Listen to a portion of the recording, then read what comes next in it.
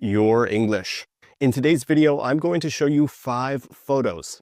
And in each of these photos, I want you to describe what's happening. What's going on? What do you see? What nouns can you identify? What verbs can you identify? Because if you could describe what's happening in these 5 photos, your English is pretty good. My name is Michael Anton. I'm the founder of English at the Ready, and it's my goal to make you fluent in English this year. So if you're interested in improving your English, make sure to subscribe below. Now let's get into the test and start with the first photo. I'm going to put it on the screen here. What's happening in this photo? I want you to pause the video and see how many words you can identify. Try to describe this in English. Okay, first of all, where are we? We're obviously in a kitchen. We have a pan filled with some sort of food, and the food is on fire. It is flaming. The word flaming means on fire. When something is flaming, it's on fire. The man and the woman both seem shocked. They seem afraid, possibly. And it appears the man is holding some sort of rag. A rag is an old towel. Now, why might the man be holding a rag? Well, probably because he wants to extinguish the fire. He wants to put out the fire. If you extinguish the fire or you put out the fire, you get rid of it. You stop it. It could also be that he was using it to clean, or he was using it to do something else in the kitchen. So we have a kitchen fire, and we have a couple who seem to be very shocked and afraid. In the photo, we can also see a cutting board with vegetables. A cutting board is the wooden board. It could also be plastic or glass where you chop vegetables.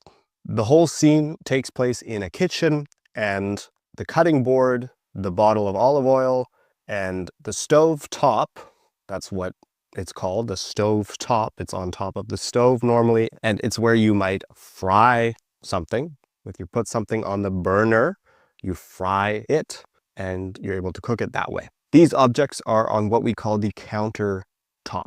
The countertop is the top of the counter in the kitchen. All right, moving on to the second photo. Pause the video, look at the photo, and tell me what's happening.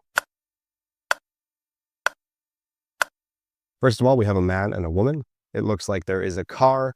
The car is steaming, and it also appears that the hood of the car is open. The hood of the car is at the front of the car, and you can open it up, and normally the engine is located there. It must have overheated, and possibly there could have been a fire. The car is pulled over on the side of the road, and the woman looks angry or frustrated with the man, and the man looks frantic. He's panicking. Frantic means panicking. If you're frantic, you're panicking, something bad happened, and you're trying to figure out what to do. All right, let's move on to photo number 3. I'll pause the video here so you can have a chance at identifying what's happening. It looks like we're in the mountains, and obviously we have a man who appears to be hiking or possibly skiing. We can also use the word mountaineering. Mountaineering is used to describe the act of hiking or traversing on foot or on skis or by climbing through the mountains.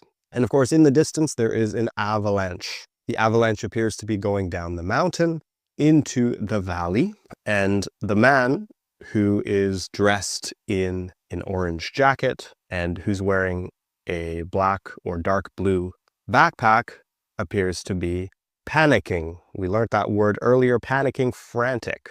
He's frantic because he's worried the avalanche is coming his way, and he's worried about being caught up in the avalanche.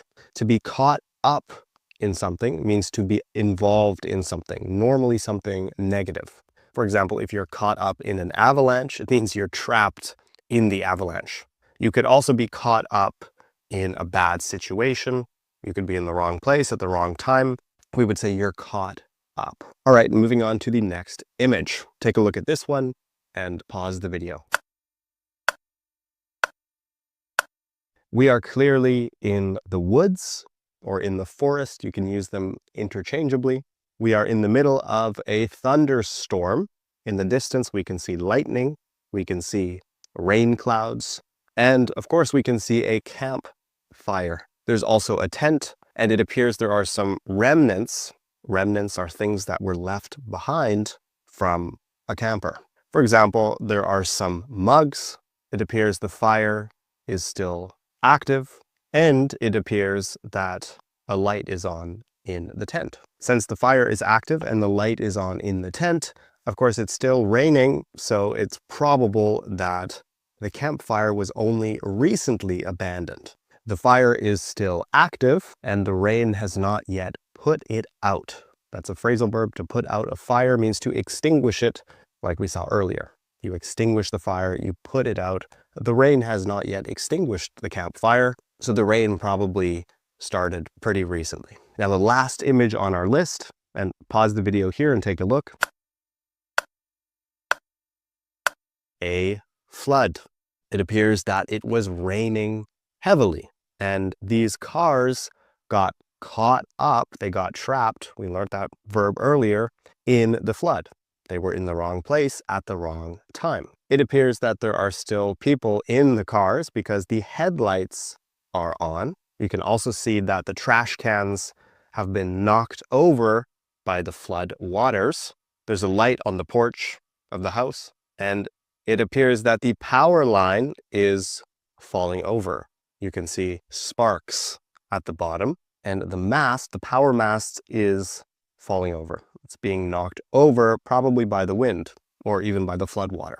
Looks like these cars are trying to escape. They're trying to evacuate, but they probably won't be very successful because it looks like the flood waters are pretty high, and it looks like there is a strong current. This is what we would call a natural disaster. Floods, earthquakes, tornadoes, hurricanes, tsunamis. These are examples of natural disasters. That takes us to the end of today's video. If you could describe what's going on in these 5 images, your English is great. I hope you found this video useful. Let me know in the comments, did you learn anything new in today's video? Were there any verbs or words that I didn't mention and that you wanted to add?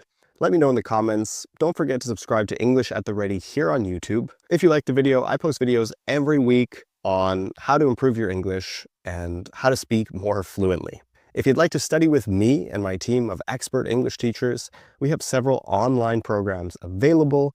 You can click the link below to learn more and to apply. I'll see you